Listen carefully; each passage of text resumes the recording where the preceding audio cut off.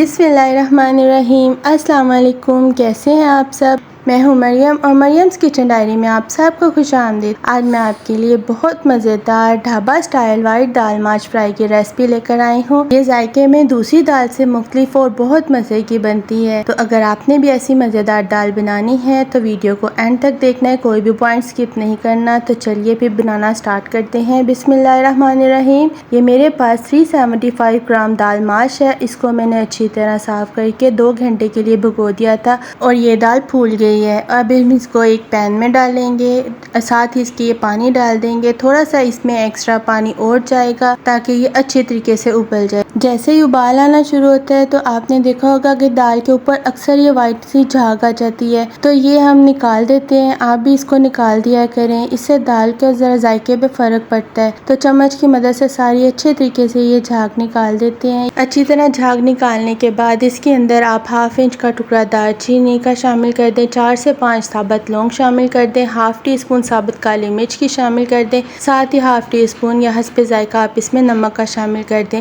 अच्छे तरीके से इसको मिक्स करें और इसको उबलने के लिए रख दें। दूसरी तरफ हम मसाला तैयार कर लेते हैं। कढ़ाई के अंदर 1 कप ऑयल का शामिल करें, एक दरमियाने साइज की चॉप की हुई प्याज शामिल करें, हल्का सा इनको फ्राई कर लें। अब इसके अंदर 1 टेबलस्पून फ्रेश कुटा हुआ लहसुन अदरक का पेस्ट शामिल करें। फ्रेश कुटे हुए लहसुन अदरक को 1 से 2 मिनट तक प्याज के साथ फ्राई करें। अब इसके अंदर ये 4 से 5 बड़ी वाली हरी मिर्चें चॉप करके रखी हैं, इनको शामिल करें और इनको गोल्डन फ्राई कर लें। अब इसके अंदर कुटा हुआ 1 टेबलस्पून सूखा धनिया, 10 से 12 साबित गोल मिर्चें और साथ ही 1 टीस्पून जीरे का शामिल करके इसको 1 मिनट के लिए अच्छा सा फ्राई करें। और फिर बाद में थोड़ा सा ये दाल उबल रही है, उसी का पानी हमने शामिल कर दिया। अच्छा सा इसको मिक्स कर लें ताकि मसाला ज़्यादा गोल्डन ना हो जाए। दूसरी तरफ हम दाल देखते हैं दाल की क्या सूरत हाल है। तो ये देखिए जी, दाल को अच्छी तरह हमने मिक्स कर लिया, पानी भी काफ़ी हद तक खुश्क हो चुका है। दाल को मैंने ढक के रख दिया था और दाल माशाल्लाह गल चुकी है। अब हम इसका पानी निकाल देंगे और पानी इसका ज़ाया नहीं करेंगे, वही अब हमारे आगे काम आएगा ग्रेवी में। मसाले के अंदर 1/2 टीस्पून नमक की, 1/2 टीस्पून चिली फ्लेक्स, 1/2 टीस्पून हल्दी की और 1/2 टीस्पून इसके अंदर पिसी हुई काली मिर्च शामिल कर दें। मसाला अच्छा सा भून लें। जब मसाला अच्छा सा भून जाए तो इसके अंदर अब बॉयल की हुई दाल शामिल कर दें। हम मसाले को दाल के अंदर अच्छे तरीके से मिक्स करें। जैसे ही मिक्स हो जाए तो ये दाल का जो पानी निकाल के रखा था ये 1/2 कप के बराबर है, इसको शामिल कर दिए। अच्छे तरीके से अब इसको मिक्स करें। तेज़ आंच रखनी है और तेज़ आंच पे इसका पानी भी खुश्क करना है और इसको अच्छे तरीके से हमने भूनना भी है, क्योंकि दाल हमारी बिल्कुल हो चुकी है। अगर हम आंच हल्की करेंगे